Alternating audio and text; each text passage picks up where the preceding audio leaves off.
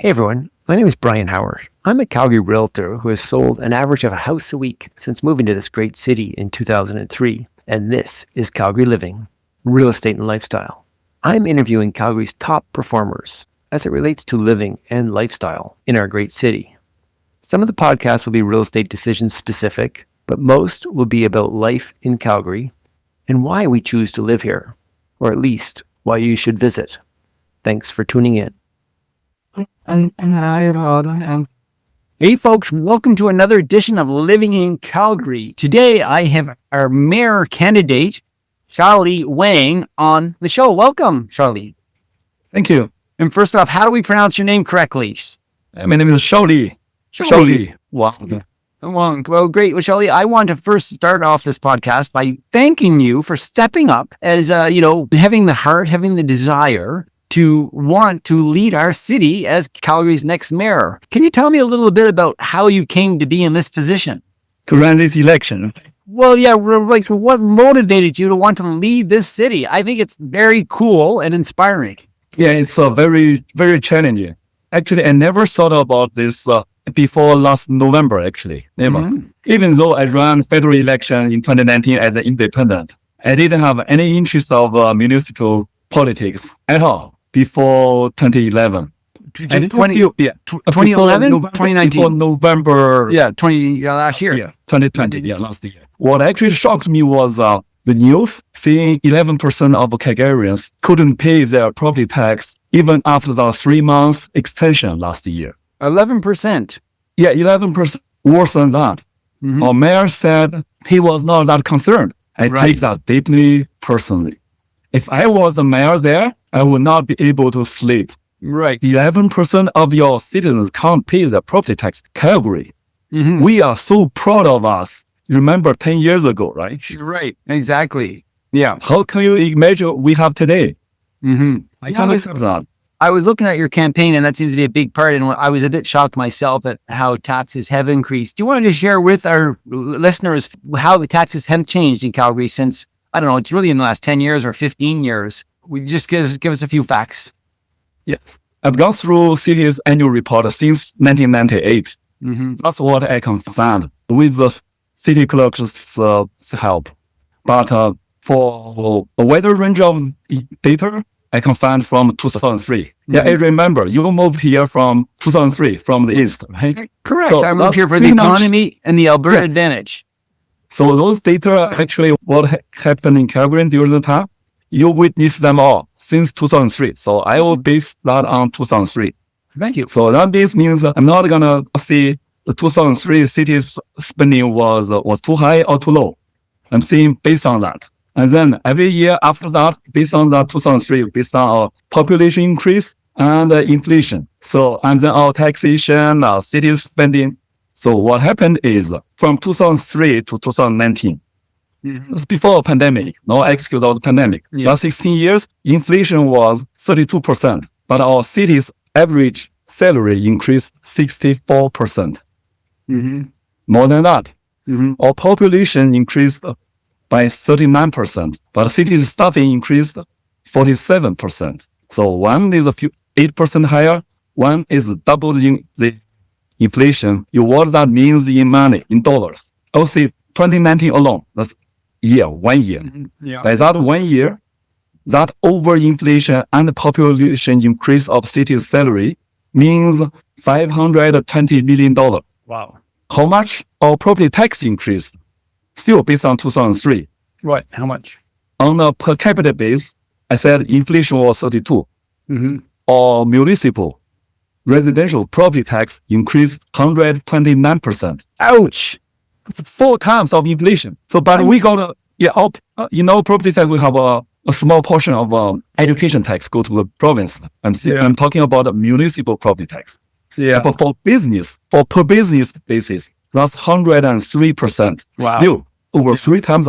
That is why even people with higher income still feel property tax going up too much. Yeah. On that note, when we moved here in 2003, for the schools, really was the number one reason for our kids, as well as the Alberta advantage. That year, Ralph Klein gave my daughter, who was in grade 4, a check for about, I think it was like around $435 out of the, Alberta coffers, and she bought herself a Mac computer. And I started investing in real estate in Calgary at that time and was like shocked coming from the East Coast at how low property taxes were and delighted by it. That is not how I feel today about the property taxes I pay on those investment properties. Yeah, you can see with the little data I had between 1998 and 2003, I can see cities expanding, cities stopping, cities average salary increased pretty decently with the inflation and population growth. Since about 2003, or maybe a little bit, 2006, something like that, then especially Nancy's town, it was a disaster. So I'm not saying he did really bad, but he didn't turn the trend. Okay. Getting more about lifestyle in Calgary, what strikes you about Calgary? What do you love about Calgary? My background is a petroleum geologist. So when I moved to Canada in 2007, I was thinking of a medium-sized city like Regina. But my friend told me, you are a geologist. Job is only here.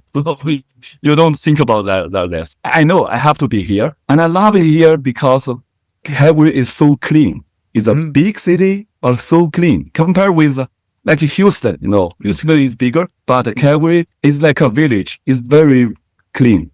At least at that time, right? Yeah. Few days not bad because of smoke. Yeah, it's fires. But we are really clean as a city as this size. Yeah, I love that. Okay. And how about the boom bust economy of Calgary? How do you cope with it personally amongst your own family, friends, your colleagues at work? Shali, do you yourself save for a rainy day? How do you feel about the boom bust economy of Calgary? And are we done with booms and busts? It's like for working in the oil industry, we experienced that since we were in school, actually. Because this industry is a worldwide industry. No country, at least Canada doesn't have control on that. So we know it's going to happen. I have friends, actually, at the best time, 2007, they changed their career. They moved to Middle East just for a safer job. They know some guru. Some people are smart. They know at the best time they move away, they sell their companies, what is that? Their stock shares. Yeah. So you have to leave the company to do that, right? Then some people can be really smart, but we all know it's gonna go down anytime soon for whatever reason. Just a second here. We don't all know. I mean, these guys that have grown up and lived oil and gas industry maybe know, like you yourself. Actually, it just occurred to me that, you're an international citizen, born in China and you came to, choose to come to Calgary, and you knew because you were, a geologist. And so, that's interesting. Me coming more from the service industry, like I don't know these things. And at least probably 75% of the population are like me. That's interesting. Okay. So do you yourself, like based on your upbringing and, what you know as working in the oil and gas biz, do you save for a rainy day? Yes, that's for sure. To be good. Yeah. As a parents, right? You have more responsibility than yourself.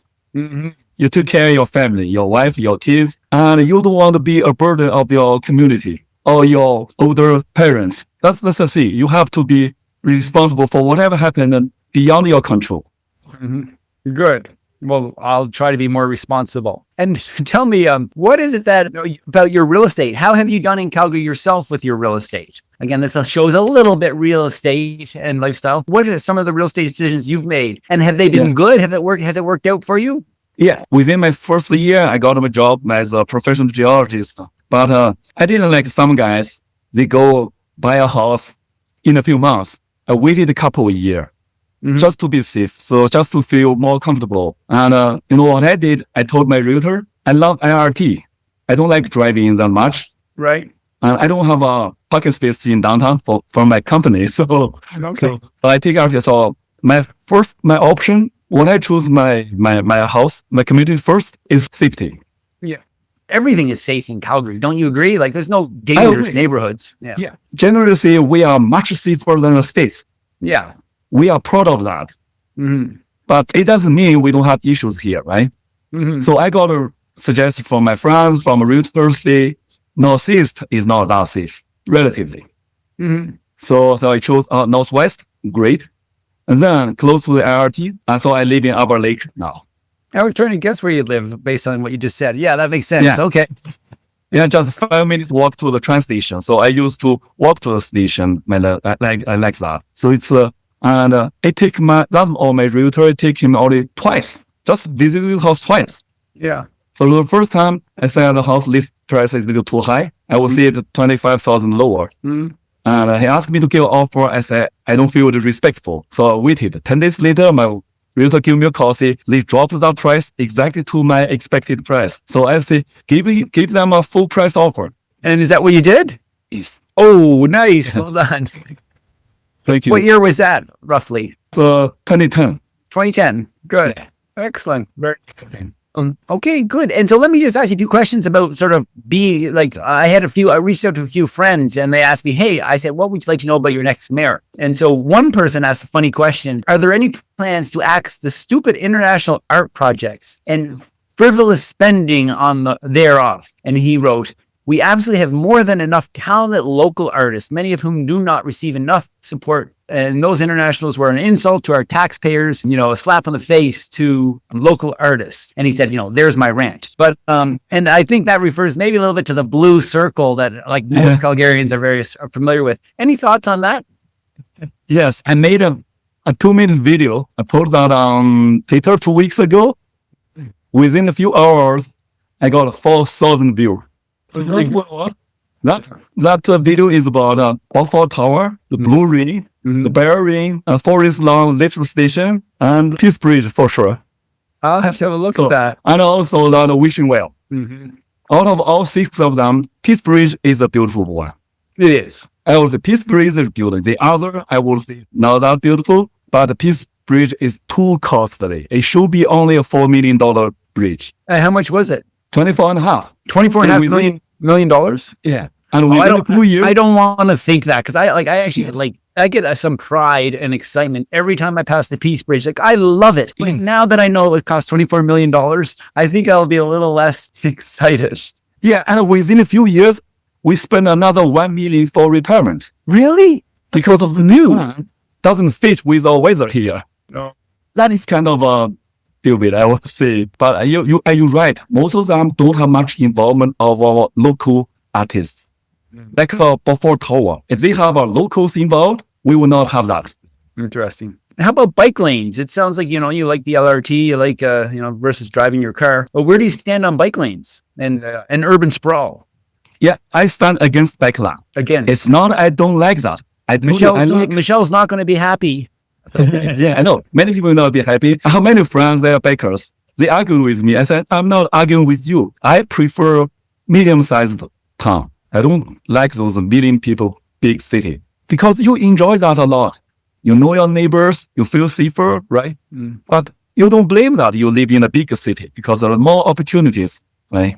Right. But the problem is we can't afford that space for backline. We can't afford that.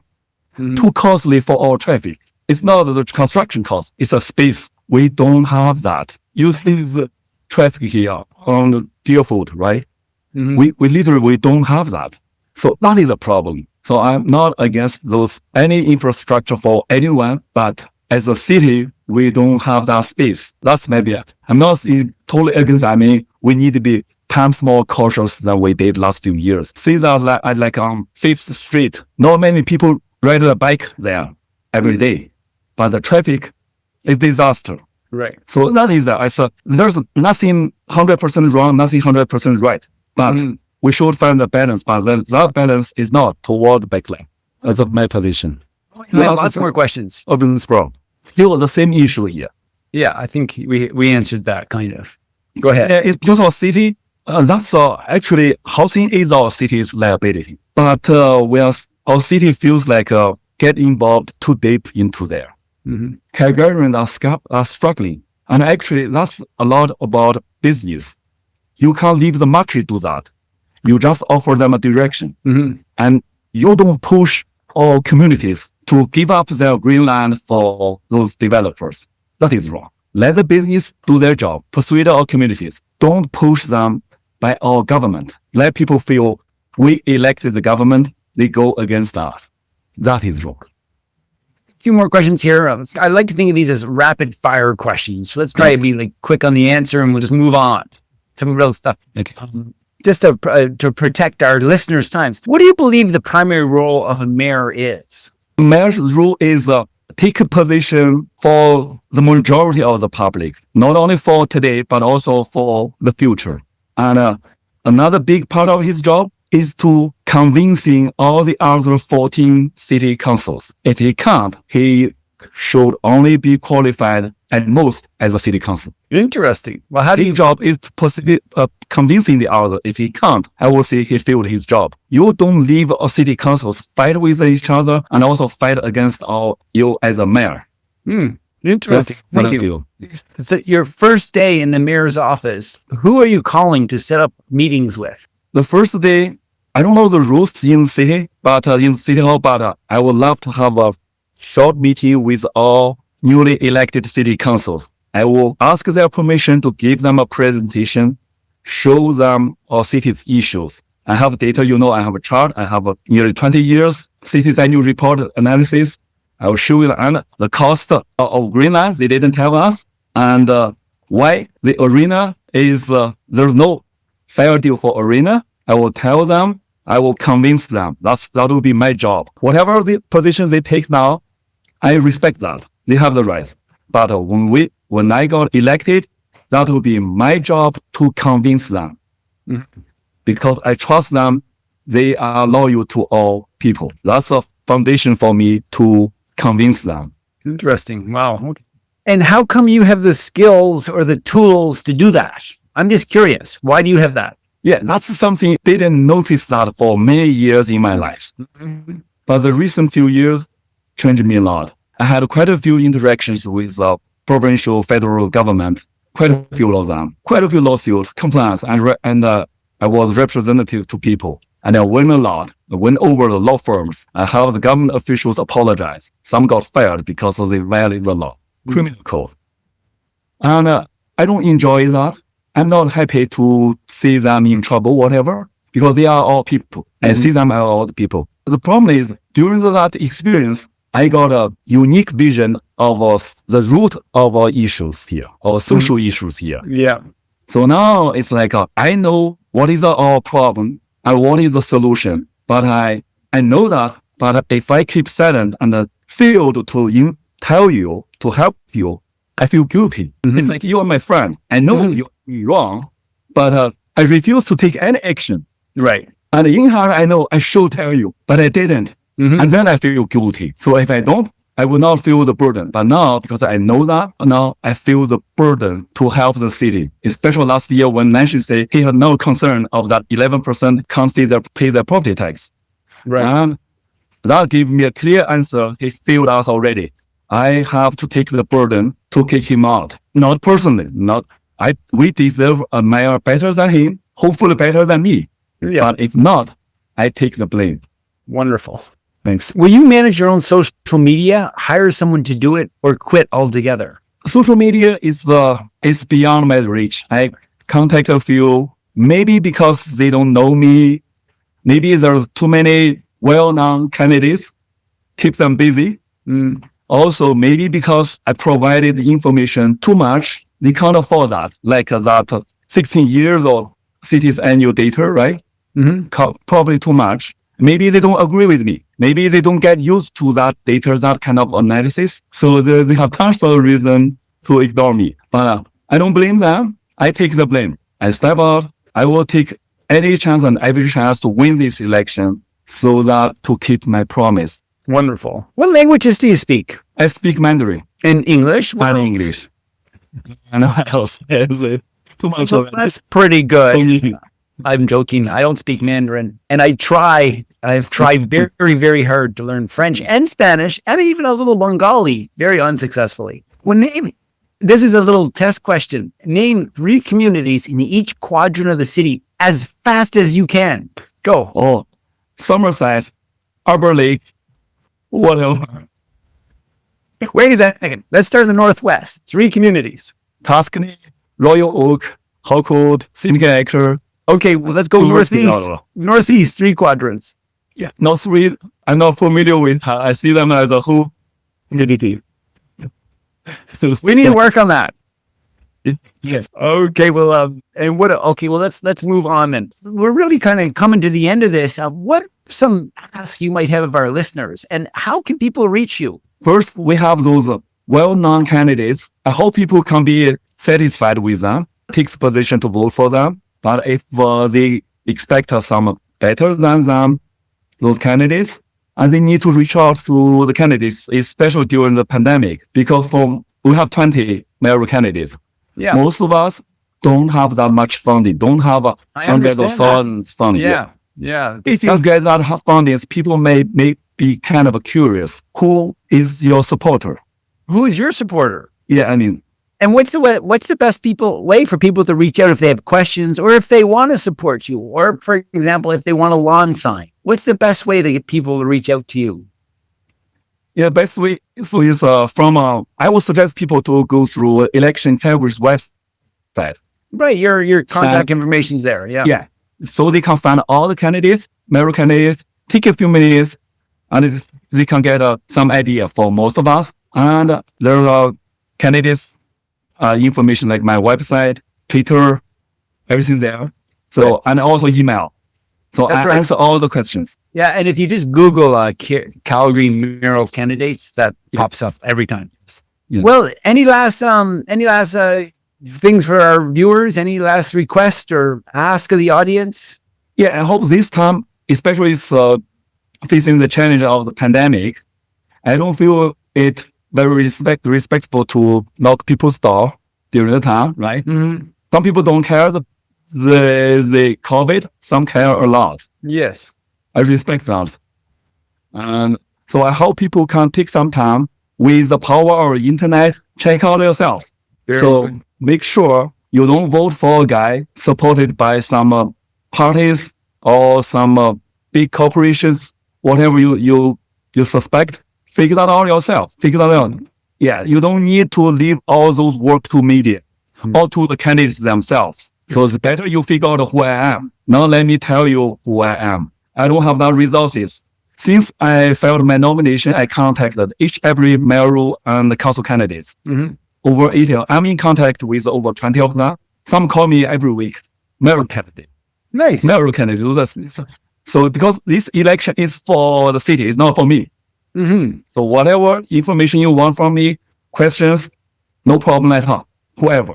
I treat everyone the same, even our mayoral candidates. I ask people to reach out through the internet, figure out who is your ideal candidates, and question them. If you have questions, ask them. Make sure you vote a guy who deserves your trust. Excellent. I ran the election is because I can't find one. At any moment, if I find one who worth my endorsement, I can quit and support that guy, because this election is not about me. Mm-hmm. It's about us as a city. Thank you. Well, listen, I want to thank you for standing up for our city, with putting your hand in the air and, believing in our city and standing up to lead our city. I think it's an honor and a privilege to speak to you today. And I wish you all success in the election and onwards. Shali. Thank you, Bryon. Thank you. Thank you very much for your care of the city and our election. I hope more people can get involved. Thank you. Great. We'll keep in touch and we'll be watching closely. Have a great day. You too. Bye-bye. Bye now.